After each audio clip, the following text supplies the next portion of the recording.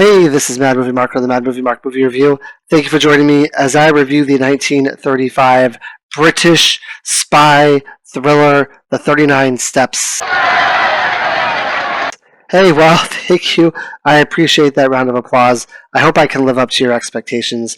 If this is your first time joining me, I'm reviewing every movie in this book, The 1001 Movies You Must See Before You Die. I am going in somewhat of a chronological order, and this film was directed by my favorite director of all time, Alfred Hitchcock. Now, I would say this is considered to be one of his better films, but in my opinion, not in like the top 10, somewhere maybe in the top 15, top 20. This movie is based on a novel, and it basically invented the modern day spy thriller. It launched the wrong man on the run formula, and after this film, Hitchcock did a lot of movies about the average man in crazy situations like North by Northwest, for instance, and this is really the movie that launched that formula for him.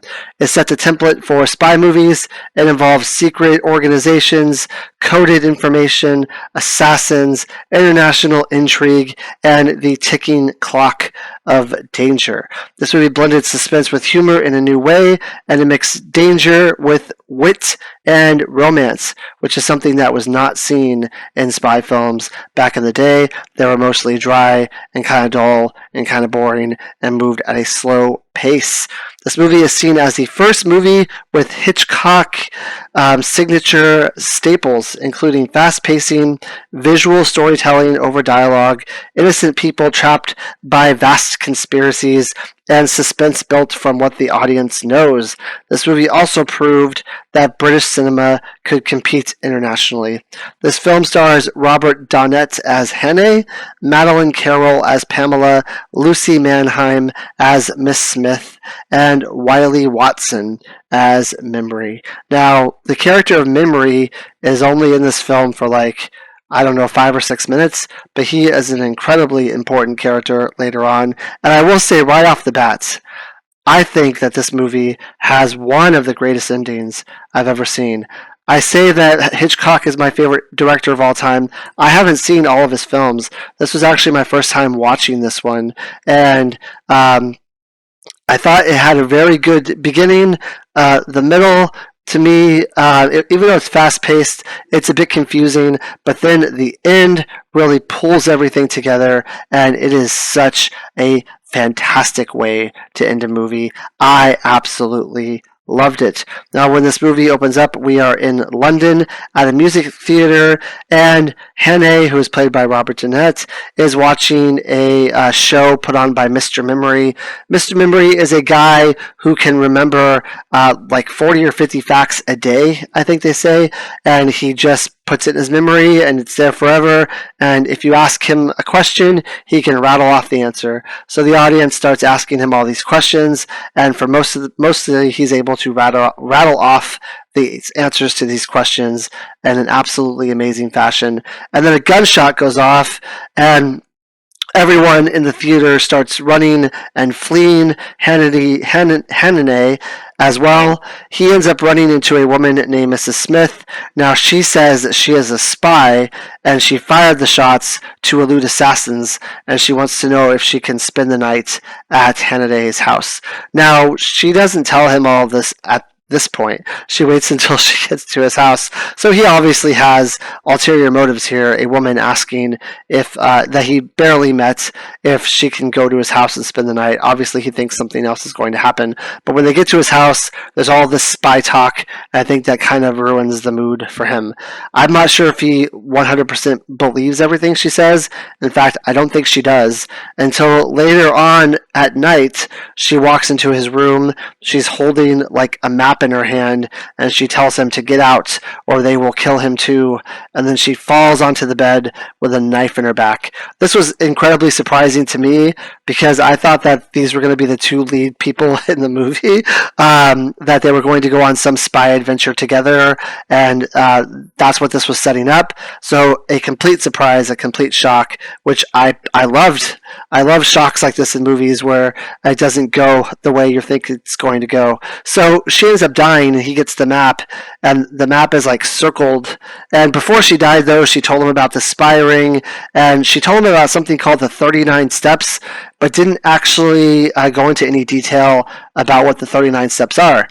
So he looks at the map. There's like an area that's circled, and he thinks that he has to go to this place. She also said that there is a gentleman with a joint missing on one of his fingers, and he is the mastermind of what's going on. So apparently she uncovered a plot to steal vital British military info, and the person who is trying to steal this info is a guy who is missing a joint on the top of his finger.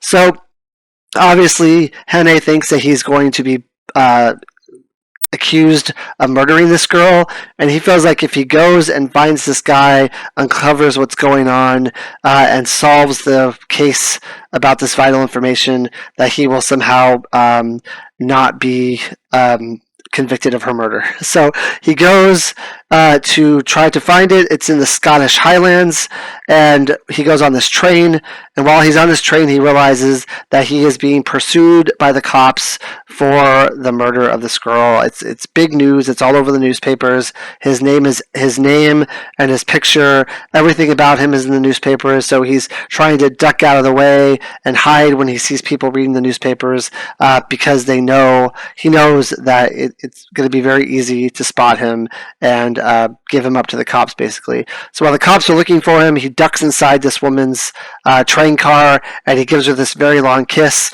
and then he apologizes and kind of tells her what's going on. She doesn't believe him.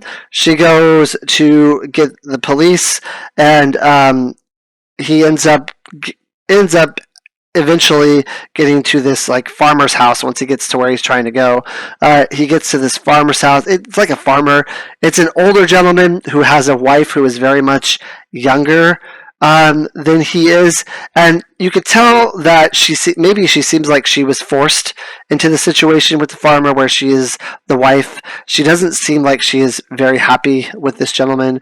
It's definitely a relationship that has some sort of physical, possibly mental, emotional abuse, and she recognizes him basically right away from the newspaper, but she decides that she is going to hide him and not give him up to the police. In fact, the police end up visiting the farm, and the husband sees his wife talking to Hannay and assumes that they are involved in some sort of adultery, that she is going to be cheating on him. Now, Hannay says, it's nothing like that. I'm not cheating. I'm running for the cops, and because I'm being fingered for this murder. Can you just tell the cops that I'm not here? I'll give you money. I'll make it worth your while. The wife believes that her husband is going to give him up to the cops anyway, so she gives Hannay her husband's best church-going suit and sends him out the back door so he can elude the police. Now, later on in the movie, the husband will realize that she gave up the suit, and it's implied that he beats her and makes life not very good for her. Now, eventually, Hannay gets to this place that he's trying to get to, that was on the map, and he meets a guy named Professor Jordan, and he basically tells Professor Jordan what's going on, the woman he was with, and all the information he was told, and that he's trying to stop the information, the stolen military info, from getting to where it's supposed to be going. Now, Mr. Jordan puts up his finger and says, I have a joint missing on that same finger. I'm sorry that I have to tell you this, but I am the mastermind, and you've put me in a very difficult situation here because I can't kill you in my own house. I can't kill you here. It would look bad. So he basically gives him Hannay a gun, and says, here, I want you to go kill yourself and commit suicide. Hannay refuses, and then Mr. Jordan ends up shooting him anyway, but when he shoots him, Mr. Jordan has like a hymn book, and it ends up stopping the bullets. Now, Mr. Jordan gets away, he goes to the cops, he tells the cops what happened, and the cop does not believe his story because he is friends with Mr. Jordan, so he decides that he is going to arrest him for the murder at his house. Now, Hannay is able to jump out a window and get away, and after he gets away, he ends up in a political meeting where the people mistakenly think that he is the introductory speaker. This is probably my second favorite part of the entire movie. It's a part where Hannay, Robert Donette, gets to give like this speech, and you really see his personality come out. You really see his acting chops come out, and the speech he gives is rousing. It really uplifts the people. He answers questions, and the way he answers questions, is not only funny, it's not only humorous, but it kind of gives the people a reason for hope. And this is a point where he is on the run for murder. The cops are surrounding him. The cops are in the building with him. They're just waiting for him to get done with his speech. They're kind of behind the curtains, but he's still able to give these people hope and joke around and just do a very riveting job for the politician that is about to enter the stage. Now, when the cops arrest him, we see Pamela again, who was the girl on the train that Hannay kissed and gave all that information to. And she obviously didn't believe him, and now she's giving information to the cops that that he murdered this girl, that he gave a bum story, and all this stuff. But these aren't actually cops. It's not clear to me who these people actually are. They work, I believe, for Mr. Jordan somehow, but they are not cops. They are trying to do some sort of evil deed to Hannay and Pamela. Hannay pretty much figures this out right away, and he's able to escape these two, and him and Pamela are handcuffed. They end up getting to a hotel where Pamela eventually she hates the situation that she's in because she believes that he killed this woman and that he is a murderer. So she's terrified. She doesn't want to be in this room with him, and she ends up slipping the handcuffs off. And as she's running out of the room trying to escape, the two gentlemen who arrested them are in the hotel, and they're talking, and she realizes that everything he said is true, that there is this spy ring, that he did not kill this woman in his flat, and that he is not a evil, bad person. So she goes back into the room, and she says, "Look, I realize you're not the bad, evil person that you say you are, so I'm going to basically stay with you," is what happens. Now, while she's listening to these people in this hotel, they mention that they're going to the London Palladium, and they don't know why. She doesn't know why. She doesn't figure it out. She doesn't stay to figure out more information. But she says to Hannay that they're going to go to the London Palladium. So they both also go to the London Palladium to see what's going on.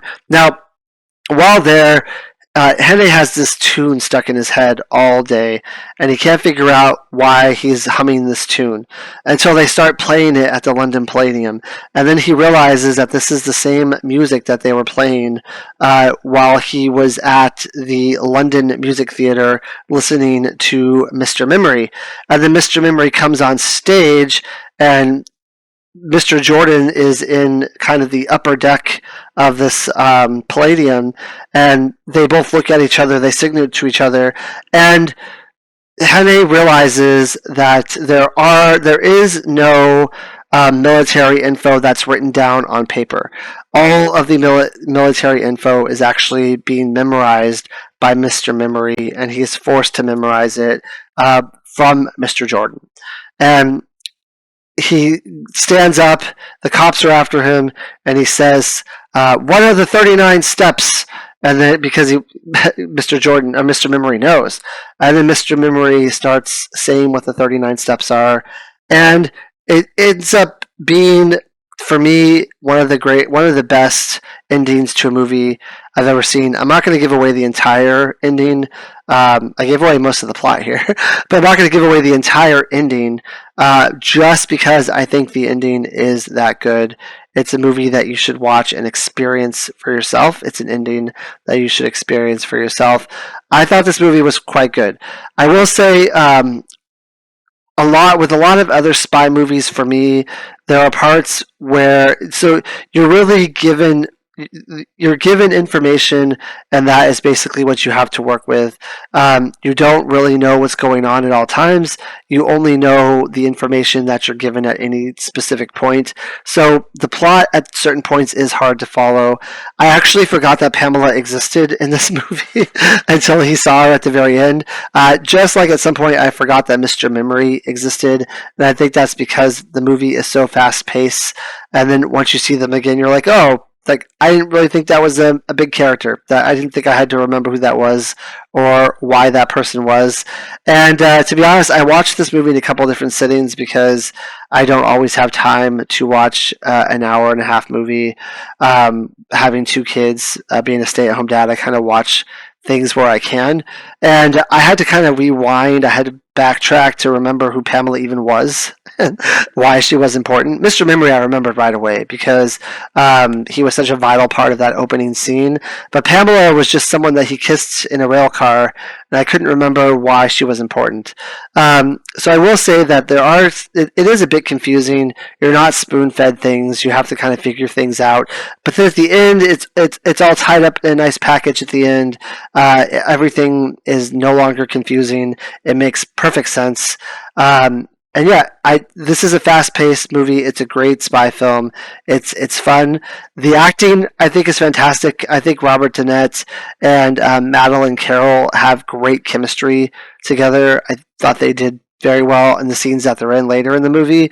And I thought Robert Donette did a great job of someone who is kind of this everyday guy who is trying to piece things together and figure out this mystery on his own, and he's a bit lost at times, and he's not someone who knows everything or acts like he knows everything. He kind of stumbles his way through, which I thought was really good. I really enjoyed this movie. I thought it was very well acted, very well directed, obviously because I love Alfred Hitchcock as a director. The lighting in this movie, the use of shadows is fantastic. I think that Alfred Hitchcock is the master when it comes to use of shadows. I really don't think anyone else does it better.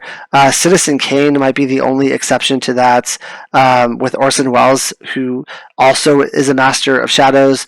But it's so well done. This is for 1935. It's just a very great movie. I don't. There's not a lot of movies from 1935 that are, I would say, intriguing, but I thought this one was really good. I'm going to give it a 9 out of 10. Thank you. Have a great day.